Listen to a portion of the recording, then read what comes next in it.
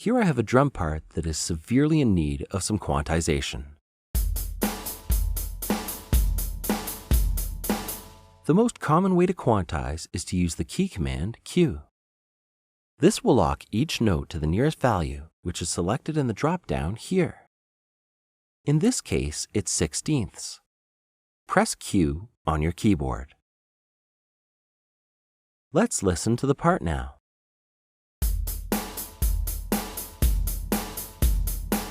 It's locked to tempo. Although this method worked in this case, it might not always give you the results you're looking for. We can perform a more advanced quantize by opening the Quantize panel here. If you just want to perform a standard quantize using this window, just set the quantize amount here and press Quantize. This is a visual representation of where the notes will lock. Watch it change as I select different grid types.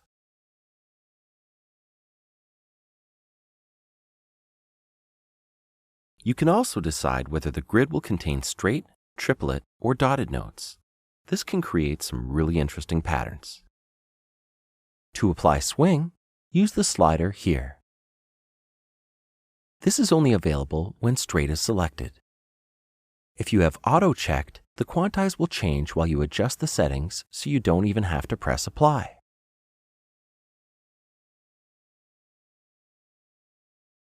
Using tuplet, you can add some complexity to the pattern because it adds more smaller steps.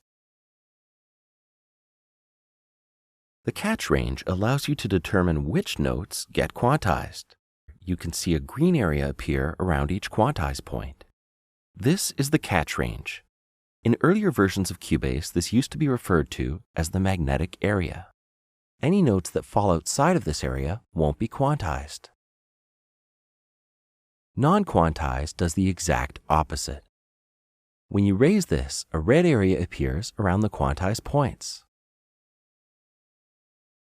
Any notes that are within the area won't be quantized.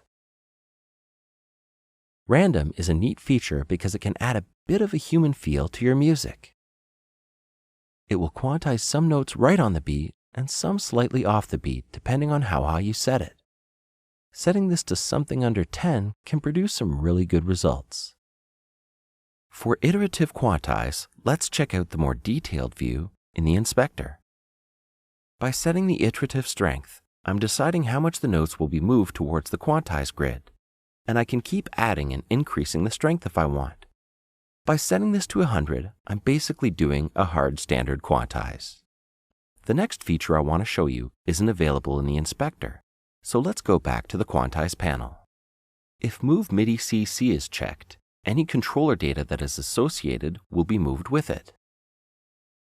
It's good to keep this on unless you're trying to achieve a certain effect. You can store, recall, and remove Quantize presets in this area. To store a preset, just press the plus button here and your preset is automatically named with the relevant parameters included in the title. You can find any presets you've created at the bottom of the list down here. Now let's look at the next option in the inspector. The first option is Quantize Lengths. This will set the length of the selected notes to the quantize value of the MIDI toolbar. Watch what happens when I use it on this MIDI part.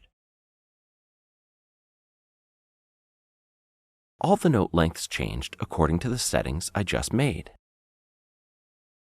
Quantize ends will take the end of the note into account instead of the beginning. For instance, I have a note that is directly between two quantize points.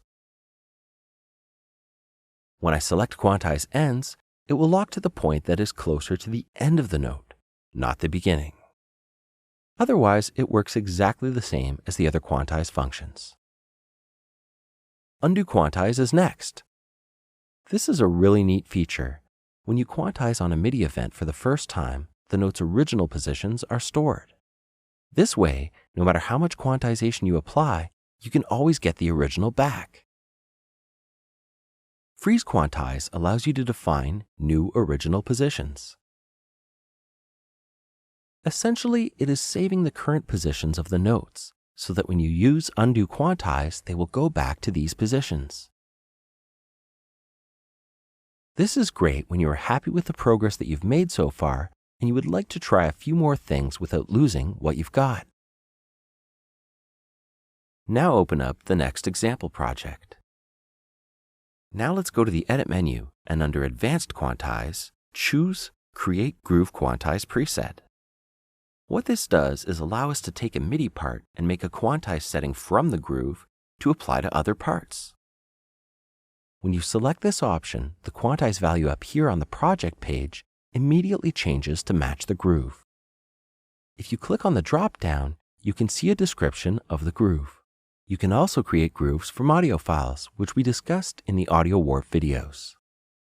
Let's apply this groove to the event and listen to it.